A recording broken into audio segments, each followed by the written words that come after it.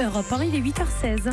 La secrétaire d'État à l'égalité femmes-hommes, Marlène Schiappa, est votre invitée, Audrey Crespo-Mara. Bonjour Marlène Schiappa. Bonjour. Et désormais aussi secrétaire d'État à la lutte contre les discriminations. Merci. Alors Emmanuel Macron en visite dans l'Est et le Nord de la France.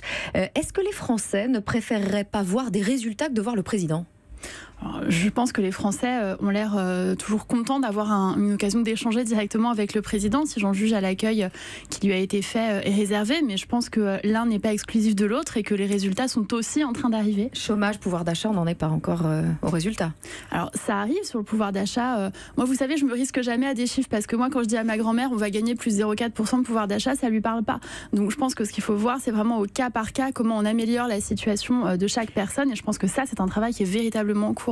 Alors, à la presse régionale de l'Est, Emmanuel Macron a déclaré ceci: je préfère la taxation du carburant à celle du travail. Mais pour aller au travail, il faut souvent du carburant, donc ça revient au même. Alors, c'est un peu différent. Ce qui se passe, c'est qu'il y a effectivement une augmentation du carburant, mais qui principalement... Plus 15 à 20% sur un an. Voilà, alors il y a une grande partie de cette augmentation qui n'est pas due au gouvernement, qui est due au cours de ces taux qui évoluent. Et d'ailleurs, ce que dit le président, c'est que... écologiques aussi. Voilà, c'est que quand il se bat aussi pour faire en sorte qu'il y ait une stabilité dans les pays qui sont fournisseurs de ces carburants, et bien c'est aussi une manière de se battre pour les Français au quotidien, pour que ces prix n'augmentent pas, parce que plus il y a une instabilité dans ces pays, plus les prix augmentent. Et ça, je crois que les Français le comprennent. Mais l'État pourrait baisser les taxes, ce qui n'est pas le cas. Alors là, il y a une taxe sur le diesel qui est tout à fait assumée, parce que on ne peut pas d'un côté, quand Nicolas Hulot quitte le gouvernement, dire l'écologie doit être la priorité absolue des Français, du monde, il faut faire tout ce qui est en notre pouvoir, et quand on apporte une solution, être contre cette solution. La question de l'écologie, c'est comme l'égalité femmes-hommes, c'est-à-dire que dans l'absolu, tout le monde est pour, et dans la pratique au quotidien, qui est prêt à faire quoi pour ça? C'est ça la vraie question. Emmanuel Macron se rend dans des départements où Marine Le Pen est arrivée en tête du premier tour à la présidentielle. Qu'est-ce que Macron, le progressiste, va bien pouvoir dire aux gens qui ont prévu de voter pour les populistes, puisque c'est le clivage actuel pour aux européennes? Vous savez, moi je crois qu'au-delà de ça, c'est très important de faire cette itinérance mémorielle et que le président de la République rappelle finalement ce lien, cette continuité historique. Le peuple français, c'est un peuple qui s'est relevé et qui a reconstruit son pays après la Première Guerre mondiale, après la Deuxième Guerre mondiale, et c'est un peuple qui a une capacité de résilience hors norme. Et ça, je crois qu'il faut le dire, et c'est aussi le sens de cette itinérance mémorielle du président de la République. Emmanuel Macron doit échanger vraiment avec nos concitoyens sans leur faire la leçon, met en garde Xavier Bertrand, le président de la région des Hauts-de-France. Sans leur faire la leçon, c'est-à-dire leur proposer autre chose que de traverser la rue. Moi, je trouve ça un peu, c'est un peu démagogique de la part de Xavier Bertrand, qui de venir lui justement dire qu'il ne faut pas faire la leçon en lui-même faisant la leçon au président de la République. C'est pas le sujet, vous savez. Au-delà des petites phrases qui peuvent faire le buzz, il y a des échanges profonds et sincères entre le président de la République et les Françaises et les Français qui croisent. Non, là, par exemple, regardez, en Normandie, on a vu beaucoup d'échanges avec des gens, des citoyens qui étaient contents de pouvoir échanger et parler sincèrement et franchement et directement au président de la République. Marlène Schiappa, les résultats tombent ce matin selon l'enquête de la Fondation des femmes. Les femmes ont 22% de réponses positives en moins que les hommes quand elles sont candidates à des emplois dits masculins.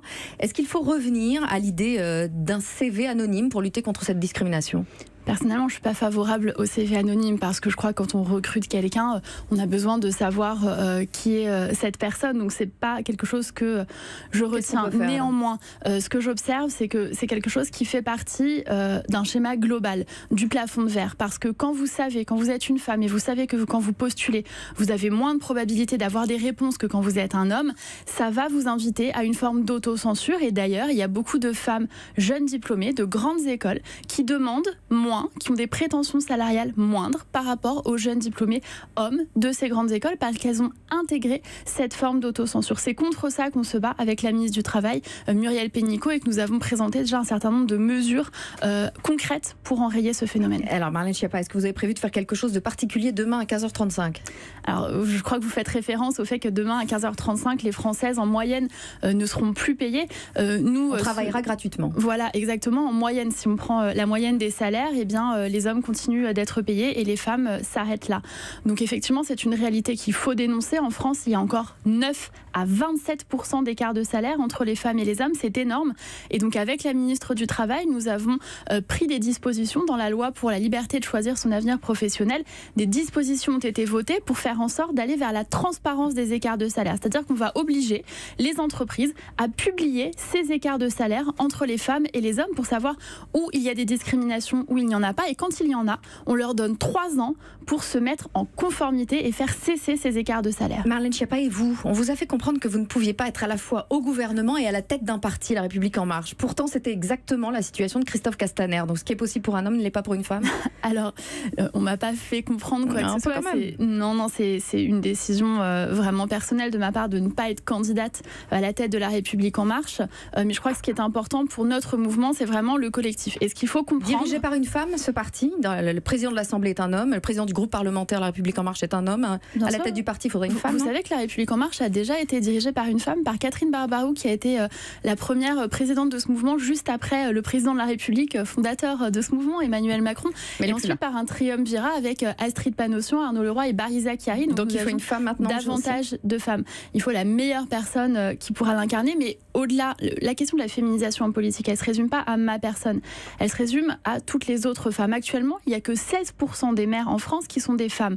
Moi, mon souhait, c'est que La République En Marche poursuive ce travail de féminisation comme nous l'avons fait à l'Assemblée nationale, y compris dans les municipalités en investissant des femmes. Marlène Schiappa, coupez vos cheveux pour les offrir à des femmes qui ont un cancer. C'était une bonne action, d'ailleurs majoritairement saluée. Mais pour certains, en rendant votre geste public sur Facebook, vous avez transformé une bonne action en coup de com'. Alors d'abord, je ne vais pas chercher ni à faire une bonne action, ni à faire un coup de com'. Ce qui se passe, c'est la réalité, et merci de souligner que ça a été effectivement unanimement salué sur Instagram et Facebook. Il y a des aigris et des gens qui critiquent tout, on ne pourra pas les empêcher, ce qu'on appelle les haters sur Internet. Et vous savez que la meilleure manière de ne pas être critiqué, c'est de ne rien faire. Mais sur ce sujet précisément, ce qui se passe, c'est qu'il y a des femmes qui souffrent de cancer et qui perdent leurs cheveux avec les traitements. Et les perruques, actuellement, ne sont pas très bien remboursées. Justement, donc le rôle du ministre, c'est de... Est-ce que c'est pas de faire en sorte de pousser la Sécu à rembourser totalement ces perruques, ce qui est loin d'être le cas? Il y a deux choses. Un, c'est la parole publique, et c'est ce que j'ai fait en rendant public ce geste, parce que moi j'ai reçu des dizaines et des dizaines de photos de femmes qui ont aussi coupé leurs cheveux pour en faire don à ces associations. Je voudrais saluer Patrick et Sophie qui ont fondé l'association Solidaire, ou en Belgique l'association Coupe d'éclat, où vous pouvez envoyer vos cheveux même s'ils sont colorés.